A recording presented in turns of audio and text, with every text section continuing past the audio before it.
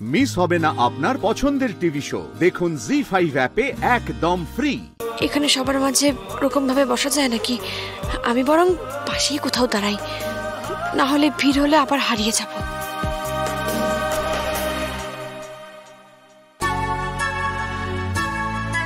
শ্যামলিদি, তুই কোথায় যাচ্ছিস?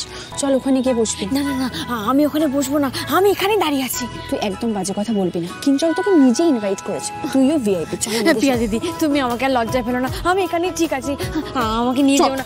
আমি যাবো না, আমার শোনো, আমি যাবো না।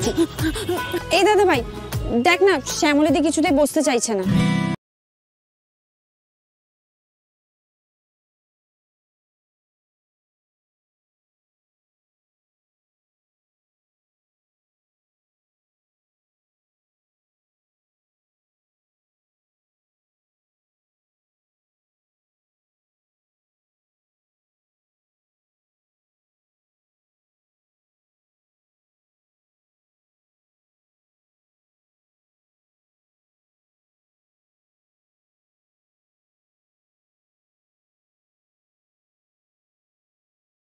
আমার মন ভালো নেই।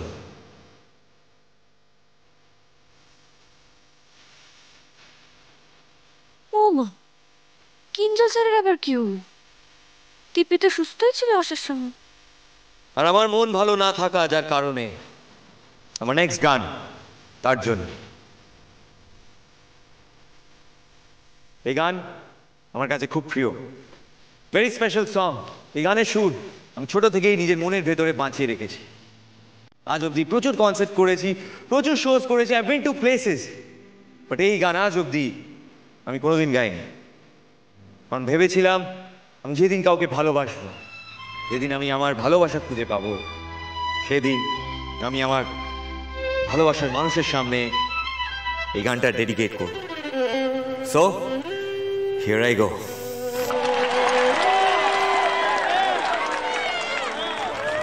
ভালোবাসার খোঁজ পেয়েছে মানে?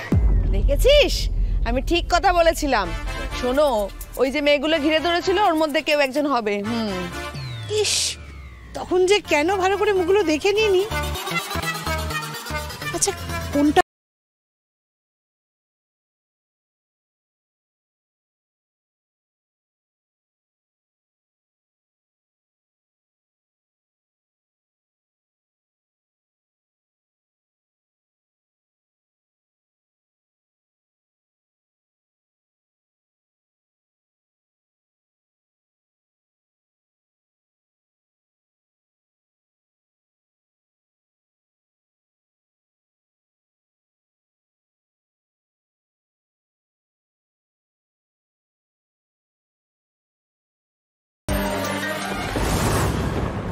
কারণ আমার মনে হয়েছিল আমি যেদিন কাউকে ভালোবাসবো, সেদিন আমি আমার ভালোবাসার মানুষটার জন্য এই গানটা ডেডিকেট।